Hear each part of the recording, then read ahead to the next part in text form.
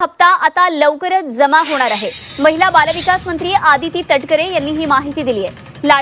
मध्ये मी म्हटल्याप्रमाणे ground लेवलचं verification होईपर्यंत तो आकडा किती आहे हा निश्चित करणं हे आमच्यासाठी किंवा कोणासाठी त्या ठिकाणी चुकीचं ठरणार आहे। काही अशा आहेत की ज्यांनी त्यांना माहिती आहे की त्यांनी दुसऱ्या योजनेचा लाभ घेतलेला आहे, तरी त्यांनी त्यावेळेला फॉर्म भरलेला होता। आणि तुम्ही एक गोष्ट समजून घ्या की पोर्टलवर असो किंवा मॅन्युअली असो, ज्यावेळेला फॉर्म अपलोड केला गेला त्याच्यामध्ये त्यांचं सेल्फ अटेस्टेशन घेतलेलं आहे, म्हणजे त्यांनी स्वतः माहिती द्यायची आहे की त्यांनी कुठल्या स्कीमची त्या ठिकाणी लाभ घेतलाय की नाही घेतलाय।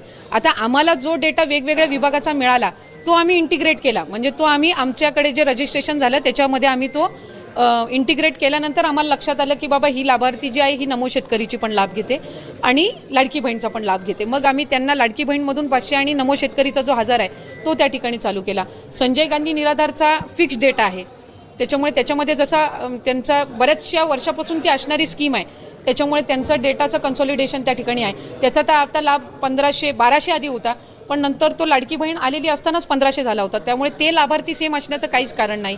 काही असे होते ज्यांची 4 व्हीलर होती, त्यांचा डेटा परिवहनकडे नव्हता, त्याच्यामुळे ही ग्राउंड लेवलची स्क्रुटिनी केलेली आहे।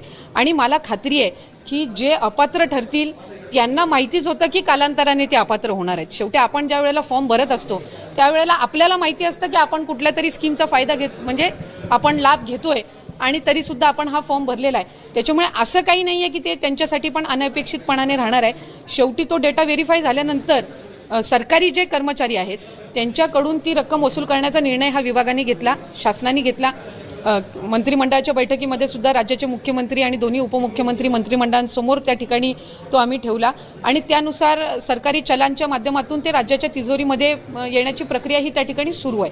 त्याच्यामुळे कुठल्याही पात्र लाभार्थ्यावर अन्याय होऊन देणार नाही ही दक्षता विभाग म्हणून आम्ही घेतो। शेवटचा काही लाडकी बहीण लाभार्थीमध्ये सुरुवातीला 2.63 कोटी इतकी संख्या होती बहिणींची पोर्टलवर। आता ती पोर्टलवर केवळ 1.6 कोटी दिसते, म्हणजे जवळपास 1.5 कोटी लाभार्थी गेले कुठे। ज्या गोष्टीचा तुम्ही उल्लेख करताय ही कुठल्या तरी एका रँडम पोर्टलनी फेक तयार केलेली बातमी आहे आणि माझी प्रसार माध्यमांना मनापासून विनंती आहे की आपण एखादी गोष्ट आपल्या वर्तमानपत्रामध्ये किंवा आपल्या माध्यमांच्या म्हणजे चॅनल्सवर दाखवत असताना त्या गोष्टी क्रॉस व्हेरीफाय करणं आपण फार गरजेचं आहे। हे 1.5 कोटीचं रजिस्ट्रेशन तुम्ही दाखवताय हे गेल्या वर्षीच्या जून जुलैचं आहे आणि आपण कुठल्या तारखेची बातमी सर्क्युलेट करतोय, कुठल्या तारखेची बातमी आपण आत्ता प्रसिद्ध करतोय, ह्याला कुठंतरी सगळ्या गोष्टीचा एक अभ्यास त्या निमित्ताने झाला पाहिजे। कारण आपण लोकांपर्यंत चुकीची माहिती पोहोचवतोय, विनाकारण पोहोचवतोय। मुळात 2,63,00,000 हे रजिस्ट्रेशन होतं। 2,63,00,000 कधी लाभार्थी नव्हते, 2,63,00,000 हे रजिस्ट्रेशन। आणि आम्ही हे किमान 50-100 वेळा तरी आत्तापर्यंत कदाचित माध्यमांसमोर पण बोलून झालेलं आहे। आम्ही प्रत्येक मेळाव्यामध्ये सुद्धा राज्याचे मुख्यमंत्री फडणवीस साहेब असतील, उपमुख्यमंत्री एकनाथजी शिंदे साहेब असतील, आदरणीय दादा असतील, विभागाची मंत्री म्हणून मी असेल, आम्ही त्या ठिकाणी उल्लेख करतो। आणि आजही आमच्या लाभार्थ्यांची संख्या 2,30,00,000पेक्षा जास्तीच आहे, ती काही त्याच्यापेक्षा कमी नाही आहे। मूळ रजिस्ट्रेशन 2,63,00,000 होतं, त्याच्यातलं फिल्टर होऊन म्हणजे त्याच्यातले जे अपात्र असतील, कधीच त्या योजनेमध्ये पात्र असणारे नसतील, स्क्रुटिनीमध्ये असतील, हे त्या ठिकाणी करून सुद्धा वेगवेगळ्या विभागांची ज्या वेळेला आम्हाला माहिती मिळते ती आम्ही क्रॉस व्हेरीफाय करत असतो। आणि कधीही म्हणजे आत्ताच्या गेल्या 6 महिन्याच्या कालावधीमध्ये 2,25,00,000 2,30,00,000च्या खाली कधीच लाभार्थी आलेले नाही आहेत। यंदाच्या महिन्याचा आम्ही ऑगस्ट महिन्याचं डीबीटी केलं आहे, त्याचाही आकडा आम्हाला त्या ठिकाणी 2-3 दिवसामध्येच येईल।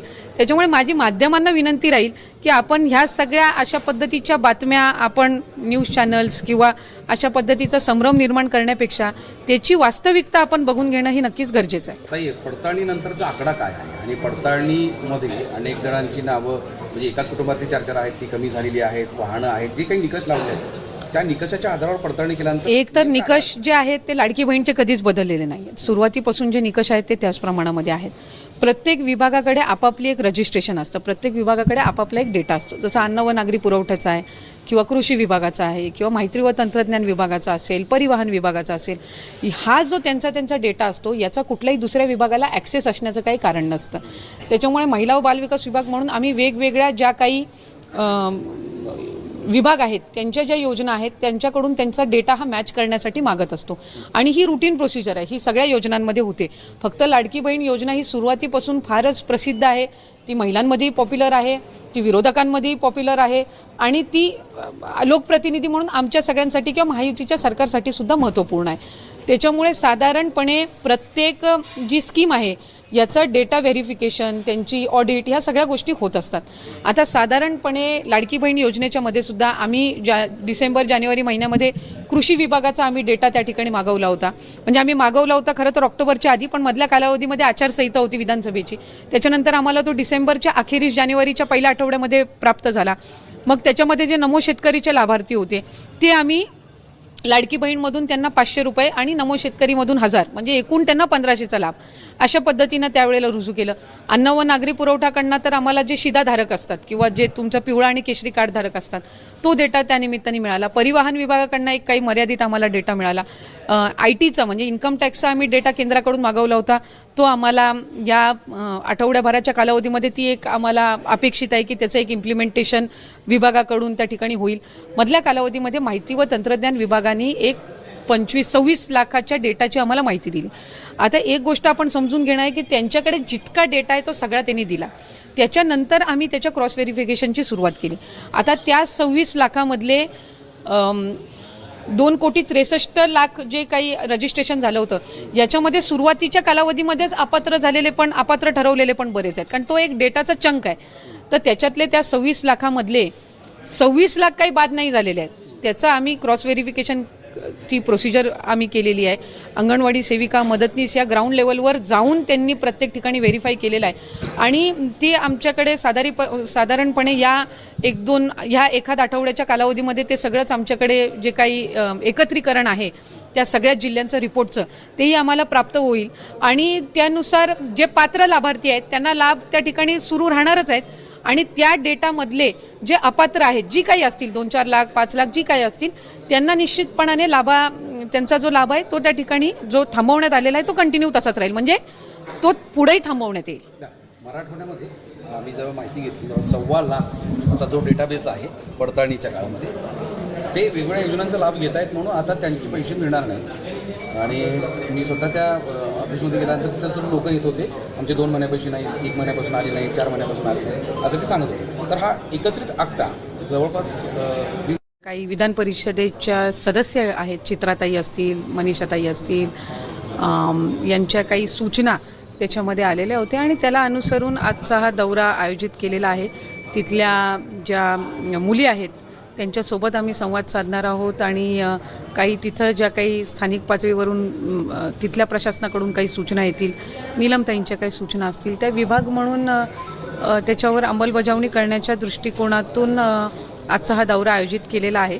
मी बऱ्याचशा वेळेला ज्या ठिकाणी जिल्ह्यामध्ये जात असते तिथे बालगृह असतील, बालसंगोपन केंद्र असतील किंवा तिथले आमचे वन स्टॉप सेंटर्स असतील तिथं मी भेट देत असते आणि तिथेही जे